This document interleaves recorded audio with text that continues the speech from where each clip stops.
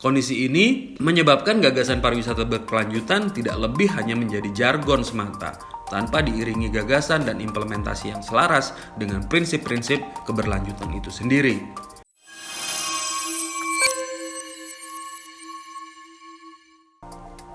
Assalamualaikum warahmatullahi wabarakatuh.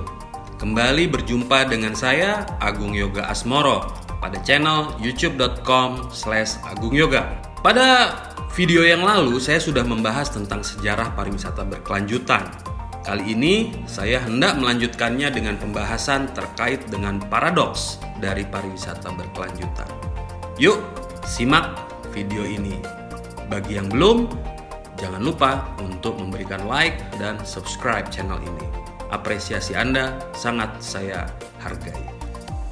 Fenomena maraknya kampanye pariwisata berkelanjutan menunjukkan atensi besar dari masyarakat global dan pemerintah terhadap pariwisata berkelanjutan. Namun demikian, terlepas dari perhatian yang besar tersebut, kajian empiris sebaliknya menunjukkan bahwa sebenarnya kepariwisataan pada skala global justru sedang berjalan secara tidak sustainable. Ini jika dibandingkan dengan kondisi sebelumnya. Pertumbuhan eksponensial dari perjalanan selama 50 tahun belakangan ini dengan konsekuensi logis berupa meningkatnya emisi karbon, menyusul serangkaian reaksi negatif yang tinggi terhadap pertumbuhan pariwisata di Barcelona, Islandia, atau Venesia yang umumnya dianggap sebagai keberhasilan, namun sebaliknya justru terbukti menimbulkan permasalahan-permasalahan semacam overtourism, sebagaimana diulas dalam laporan yang cukup mendetail yang dilakukan oleh WTTC dan McKinsey & Company tahun 2017 lalu. Ini menggambarkan poin-poin utama yang muncul dari tema besar dari overtourism berupa masyarakat yang terasing, pengalaman berwisata yang turun, infrastruktur yang over capacity, kerusakan alam, serta ancaman terhadap kebudayaan dan heritage. 2 tahun ini seluruh dunia termasuk juga di Indonesia dihadapkan pada kenyataan pandemi COVID-19. Menilik dari sejarah, pandemi berperan dalam perubahan sosial. Apakah itu perubahan sosial saja, ataukah perubahan sosial ekonomi, dan tentunya juga perubahan lingkungan. Namun sifat dari perubahan tersebut amat selektif. Artinya terkadang dia minim. Namun di lain waktu terjadi perubahan yang secara transformatif tidak terduga. COVID-19 dan langkah-langkah penanggulangannya menyebabkan reorientasi pariwisata dalam beberapa kasus. Tetapi dalam kasus lain akan berkontribusi pada kebijakan yang hanya menguntungkan sekelompok kecil pihak. Walau bagaimanapun, respon terhadap pariwisata berkelanjutan membutuhkan pendekatan yang berskala global. Terlepas dari bukti yang jelas tentang kebutuhan ini, kemungkinan transformasi menyeluruh dari sistem pariwisata tetap saja sangat terbatas tanpa transformasi mendasar. Telah dibahas bahwa sejarah pariwisata berkelanjutan setidaknya bisa dilihat dari 2 versi. Ini saya sudah bahas pada video saya yang lalu, di mana versi pertama meyakini bahwa pariwisata berkelanjutan merupakan sebuah atau satu ekstensi dari pembangunan berkelanjutan yang cenderung atau bisa kita katakan sebagai resource-centric approach. Sementara versi kedua melihat pariwisata berkelanjutan dari kacamata wisatawan atau tourist-centric. Walau dalam realitas sehari-hari perbedaan ini tidak kentara dan cenderung samar, namun secara ontologis perbedaan ini memiliki dasar pemikiran yang berbeda. Pihak yang melihat pariwisata berkelanjutan ini dengan kacamata resource-centric secara epistemologis akan melihat bagaimana sumber daya alam, bagaimana sumber daya sosial, budaya, dan bagaimana sumber daya ekonomi dimanfaatkan dengan azas berkelanjutan dalam pariwisata. Bagaimana pengembangan destinasi pada suatu kawasan wisata harus dirancang tanpa merusak alam, tanpa mengganggu habitat satwa, dan tanpa merusak ekosistem. Oleh karenanya, pendekatan ini banyak diadopsi oleh pengelola kawasan lindung. Pendekatan ini berkaitan erat dengan konsep-konsep konservasi lingkungan yang sudah lebih dulu ada, seperti konsep daya dukung, konsep limits of acceptable change, ataupun mungkin saja konsep visitor experience and resource protection. Sehingga konsekuensi dari pendekatan ini erat diasosiasikan dengan produk-produk pariwisata yang berorientasikan alam seperti let's say ekowisata dan atau geowisata. Ekstensi dari resource centric ini bisa dilihat dari gagasan triple bottom line yang awalnya digagas oleh Elkington pada tahun 97 bukan secara khusus untuk kepentingan pariwisata. Namun, belakangan banyak diadopsi oleh cendekiawan pariwisata, sebagaimana kajian-kajian yang dilakukan oleh Kudoro Bantu dan Nistroneu, Stoddard atau Tyrrell, di mana pelaksanaan pariwisata yang berkelanjutan dan bertanggung jawab tidak akan berhasil tanpa adanya penerapan pemikiran keseimbangan pemanfaatan sumber daya alam, ekonomi, dan sosial budaya. Mereka menggarisbawahi bahwa eksploitasi berlebihan terhadap sumber daya akan menyebabkan ancaman berupa kerusakan serius pada pariwisata. Singkatnya, pembangunan pariwisata berkelanjutan menuntut adanya keseimbangan pada 3 pilar, yaitu social equity, preserving environment, dan economic efficiency. Namun demikian, Elkington sendiri sebagai pencetus gagasan mempertanyakan efektivitas kerangka kerja dari keberlanjutan ini. Selama kecepatan dan transformasi dasar masih generik dan tidak dilakukan secara radikal, menurutnya upaya-upaya terkait dengan keberlanjutan akan kurang maksimal. Salah satu persoalan dalam perspektif resource centric ini terkait erat dengan dinamika pariwisata itu sendiri. Mungkin dalam skala lokal, pada satu destinasi pendekatan ini bisa dijalankan. Namun, jika kita membincang pariwisata sebagai satu interaksi dan mobilitas global, di mana perjalanan berlangsung dari satu negara ke negara lainnya dengan beragam intensi dan motivasi, maka mau tidak mau kita patut mempertimbangkan perspektif yang berbeda. Dari celah inilah paradigma turis atau market centric bermula. Pendekatan turis atau market centric secara epistemologis cenderung melihat dari sisi kemanfaatan ekonomi dan lebih berorientasi industri dengan lebih menekankan kepentingan pariwisata dan industrinya. Pandangan turis centric cenderung akomodatif terhadap perubahan dan penyesuaian lingkungan. Pendekatan yang diambil oleh para pakar pada mazhab ini adalah menekankan realitas pariwisata sebagai suatu entitas yang dinamis dan selalu berubah, sehingga batas pertumbuhannya dievaluasi berdasarkan aktivitas dan kebutuhan serta kapasitas yang berubah untuk memanfaatkan sumber daya dalam pariwisata. Konsekuensi dari turis-sentrik ini digarisbawahi oleh Saarinen dengan potensi munculnya greenwashing, sebagaimana juga sempat diulas oleh Hall dan Self pada tahun 2015 dan 2010, di mana greenwashing adalah gimmick dalam industri dalam mengkampanyekan dan memasarkan produk ramah lingkungan yang digunakan untuk menipu dan meyakinkan publik bahwa produk, tujuan, dan kebijakan organisasi mereka ramah lingkungan. Derivatif dari greenwashing ini bisa berupa bentuk self-claim maupun melalui semacam sertifikasi dan eco-labeling resmi sebagaimana diangkat oleh Medina dan Lebe dalam riset mereka. Harus diakui bahwa sedari awal terminologi pariwisata berkelanjutan memiliki karakter yang ambigu yang memungkinkan terciptanya ruang interpretasi yang berbeda-beda terkait dengan bagaimana mewujudkan pariwisata berkelanjutan tersebut. Ambiguitas inilah yang menyebabkan pariwisata berkelanjutan sering dijadikan ajang mengusung kepentingan politis tertentu. Hal ini karena perbedaan interpretasi dan paradigma antar beragam pemangku kepentingan yang berbeda. Kalangan pemerintah, industri, LSM, masing-masing mewakili agenda utama yang berbeda. Terjadi kemudian tarik ulur kepentingan terkait dengan pariwisata berkelanjutan. Terutama sekali terkait dengan skala prioritas, aspek lingkungan, ekonomi, atau sosial budaya.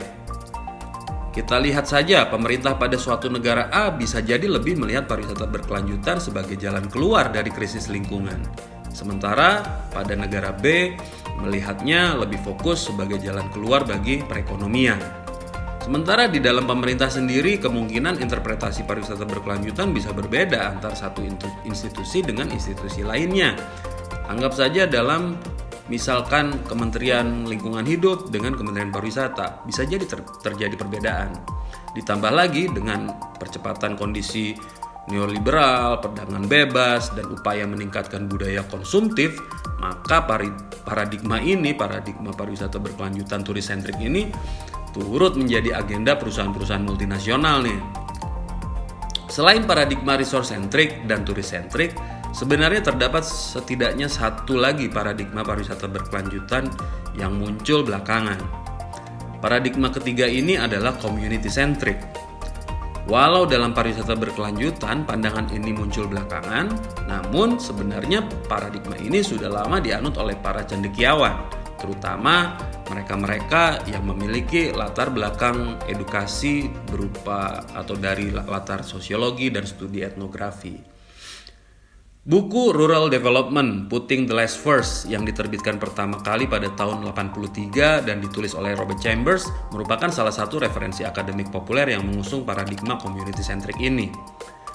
Khusus dalam ranah pariwisata, Peter Murphy tahun 85 memberikan gagasan senada dalam bukunya Tourism: A Community Approach.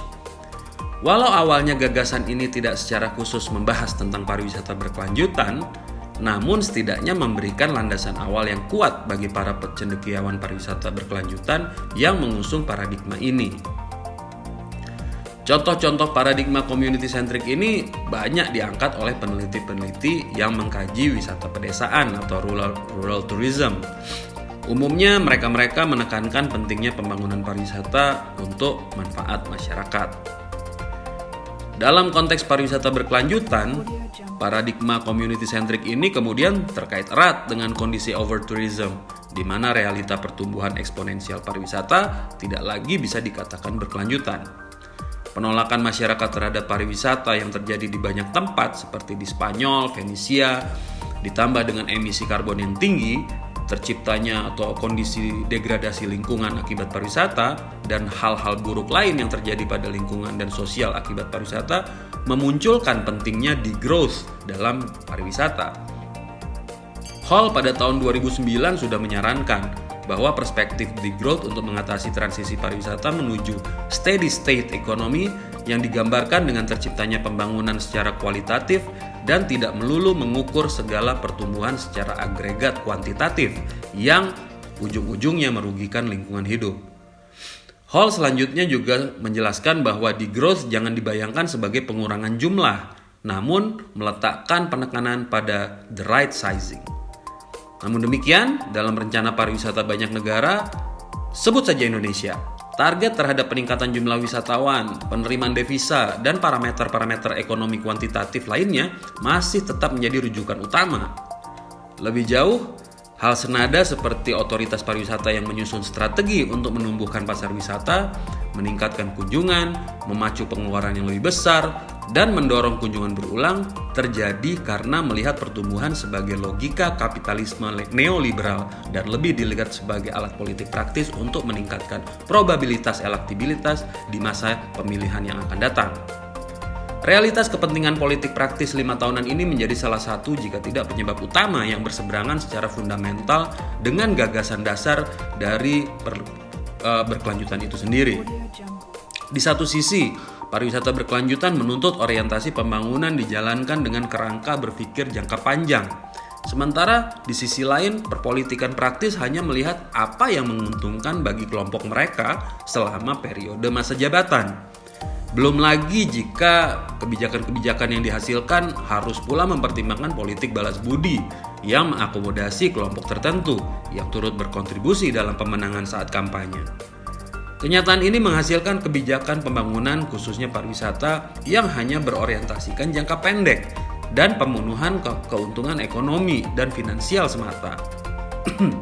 Kondisi ini menyebabkan gagasan pariwisata berkelanjutan tidak lebih hanya menjadi jargon semata, tanpa diiringi gagasan dan implementasi yang selaras dengan prinsip-prinsip keberlanjutan itu sendiri.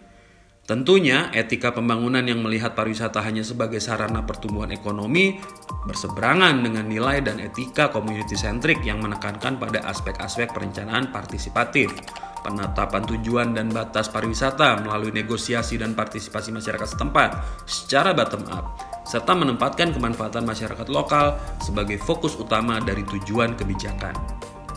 Berkaitan dengan realita ini, terwujudnya pariwisata berkelanjutan amat dipengaruhi secara signifikan oleh political will suatu pemerintahan. Namun demikian, mewujudkan pariwisata berkelanjutan bukanlah hal yang sederhana, mengingat perwujudan ini terkait dengan prioritas kebijakan ekonomi nasional, struktur administrasi politik, munculnya isu lingkungan, komersialisasi berlebihan, dan struktur sistem pariwisata itu sendiri. Lebih jauh, implementasi keputusan sulit ini tidak mungkin dilakukan kecuali dengan melibatkan partisipasi masyarakat lokal maupun kolaborasi dengan masyarakat global sedari awal. Atensi masyarakat global melalui organisasi internasional yang senantiasa mendorong dan berkolaborasi dengan pemerintah untuk menerapkan prinsip-prinsip pembangunan pariwisata berkelanjutan dengan ratusan konferensi PBB dan pertemuan internasional, multilateral atau bilateral terkait dengan pariwisata berkelanjutan bisa juga dilihat sebagai bagian dari upaya global mensinkronisasikan agenda dan menjembatani perbedaan yang ada. Walaupun upaya untuk menjembatani perbedaan paradigma pariwisata berkelanjutan ini akan terus-menerus mengalami kesulitan, namun bisa juga disimpulkan bahwa pariwisata berkelanjutan menghadirkan satu paradoks. Di satu sisi, pariwisata berkelanjutan merupakan sebuah keberhasilan jika kita tilik dari konsep yang terjadi atau difusi yang terjadi antara industri, pemerintah, akademisi, dan pelaku kebijakan untuk mencapai keseimbangan sosial, ekonomi, dan lingkungan. Akan tetapi, pada sisi lain, sekaligus merupakan sebuah kegagalan kebijakan, mengingat pertumbuhan dari dampak lingkungan akibat dari ulah pariwisata terus terjadi secara absolut. Demikianlah penjelasan saya tentang atau terkait dengan topik paradoks dari pariwisata berkelanjutan. Semoga saja apa yang saya sampaikan bisa memberikan sedikit manfaat bagi teman-teman yang tertarik untuk mempelajari pariwisata. Lebih kurangnya saya memohon maaf jika ada kata-kata ataupun gestur saya, barangkali sikap saya yang kurang berkenan bagi rekan-rekan semua. Tidak ada niat bagi saya untuk mengajari atau katakanlah merasa paling benar dengan membuat sajian video ini. Video ini semata-mata saya buat sebagai sarana pembelajaran dan pengingat bagi saya untuk terus belajar dan sekaligus juga sebagai ikhtiar untuk berharap agar pariwisata khususnya Indonesia semakin baik di masa yang akan datang. Terima kasih. Saya tutup video kali ini dengan wassalamualaikum warahmatullahi wabarakatuh. Sampai jumpa.